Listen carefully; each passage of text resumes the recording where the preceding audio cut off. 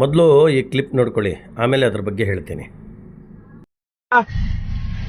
ಏನು ಮಾಡ್ಕೊಳಕ್ಕಾಗಲ್ಲ, ಕನ್ನಡ ಮಾತಾಡೋ ಅಂತ ಹೇಳಿದ್ ನಾನು. ಆಯ್ತಾ, ಕನ್ನಡ ಮಾತಾಡೋ ಅಂತ ಹೇಳಿದ್ ನಾನು.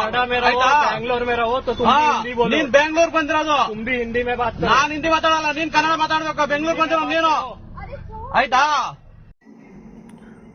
ಸರಿ ಬಿಡಪ್ಪ, ಆಯಿತು. ನಾವೆಲ್ಲ ಕನ್ನಡ ಶಾಲೆಗಳನ್ನು ಮುಚ್ಚಿ ಹಿಂದಿ ಶಾಲೆಗಳನ್ನು ಓಪನ್ ಮಾಡಿ ಹಿಂದಿಯನ್ನು ಕಲಿತು ನಿನಗೆ ಹಿಂದಿಯಲ್ಲಿ ಮಾತಾಡ್ತೀವಿ, ಆಯಿತಾ? ಯಾಕಂದರೆ ಇವತ್ತು ಕನ್ನಡಿಗರಿಗೆ ಅಂಥ ಪರಿಸ್ಥಿತಿ ಬಂದಿದೆ. ವೀಕ್ಷಕರೇ, ಇವತ್ತು ಒಬ್ಬ ಹಿಂದಿವಾಲ ಹೊರಗಡೆಯಿಂದ ಬಂದು ನಮಗೆ ಕನ್ನಡವನ್ನು ಮಾತಾಡದೆ ಮತ್ತು ನಮ್ಮ ಮೇಲೆ ದೌರ್ಜನ್ಯ ದರ್ಪವನ್ನು ಮಾಡಿ ನೀನು ಹಿಂದಿಯನ್ನು ಕಲಿಬೇಕು, ಬೆಂಗಳೂರಲ್ಲಿ ಇರಬೇಕಾದ್ರೆ ಅಂತ ಹೇಳ್ತಾನೆ. ಅಂದರೆ ಇವತ್ತು ಬೆಂಗಳೂರಿನ ಪರಿಸ್ಥಿತಿ ಎಲ್ಲಿಗೆ ಬಂದಿದೆ ನೀವು ಊಹೆ ಮಾಡಿ ನೋಡಿ ಸುಮ್ಮನೆ. ಇವತ್ತು ಈ ಪರಿಸ್ಥಿತಿ ನೆಕ್ಸ್ಟ್ ಮುಂದಿನ ದಿನಗಳಲ್ಲಿ ನಾವು ಬೆಂಗಳೂರಲ್ಲಿ ಕನ್ನಡವನ್ನು ಕನ್ನಡಿ ತೊಗೊಂಡು ಹುಡುಕಬೇಕಾದ ಪರಿಸ್ಥಿತಿ ಬಂದರೂ ಬರ್ಬೋದು. ಇದಕ್ಕೆ ಏನಪ್ಪ ಅಂದರೆ ನಾವು ಕನ್ನಡವನ್ನು ಆದಷ್ಟು ಉಳಿಸಿ ಬೆಳೆಸಿ ನಾವು ಪ್ರೀತಿಯನ್ನು ಮಾಡಬೇಕು ಮತ್ತು ಇಂಥವರಿಗೆ ತಕ್ಕ ಪಾಠವನ್ನು ಕಲಿಸಬೇಕು.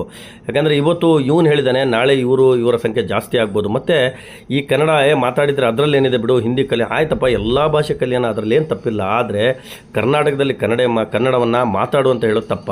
ಇನ್ನು ನೀವು ತಮಿಳ್ನಾಡಲ್ಲಿ ಕೇರಳಲ್ಲೆಲ್ಲ ನೋಡ್ರಿ, ಅವ್ರ ಭಾಷೆ ಬಿಡ್ರೆ ಯಾವ ಭಾಷೆನ ಮಾತಾಡಲ್ಲ ಕಣ್ರಿ. ನಾವು ಕನ್ನಡಿಗರು ಎಷ್ಟು ಹಿಂದಿದ್ದೇವೆ ಅಂದರೆ ಇಂಥವ್ರಿಗೆಲ್ಲ ನಾವು ಇರಲಿ ಬಿಡಪ್ಪ, ಅವನು ಕನ್ನಡದಲ್ಲಿ ಮಾತಾಡಲ್ಲ ಅಂತ ನಾವೇ ಹಿಂದಿಯಲ್ಲಿ ಮಾತಾಡಿ ಅವರಿಗೆ ಬಹಳಷ್ಟು ಪ್ರೇರಣೆಯನ್ನು ನಾವು ಹಿಂದಿ ಮಾತಾಡಲಿಕ್ಕೆ ಕೊಡ್ತಾ ಇದ್ದೇವೆ. ಈಗ ಇನ್ಮೇಲಾದರೂ ಕನ್ನಡಿಗರೇ ಎಚ್ಚೆತ್ತುಕೊಂಡು ನಾವು ಕನ್ನಡವನ್ನು ಉಳಿಸಿ ಬೆಳೆಸಬೇಕು, ಇಂಥವರಿಗೆ ಒಂದು ತಕ್ಕ ಪಾಠವನ್ನು ಕಲಿಸಬೇಕು ಅಂತ ಹೇಳ್ದ. ನೀವು ಈ ಕನ್ನಡದ ಒಂದು ಅಭಿಮಾನವನ್ನು ಆದಷ್ಟು ಮುಂದುವರಿಸಬೇಕು. ಅವರಿಗೆ ಇಂತಹ ಒಂದು ಹಿಂದಿವಾಲಗಳಿಗೆ ನಮ್ಮ ಕನ್ನಡಿಗರು ತಕ್ಕ ಪಾಠವನ್ನು ಕಲಿಸಬೇಕು. मत करो. ಆಯ್ತಾ, ಕನ್ನಡ ಮಾತಾಡೋ ಅಂತ ಹೇಳಿದ್ ನಾನು.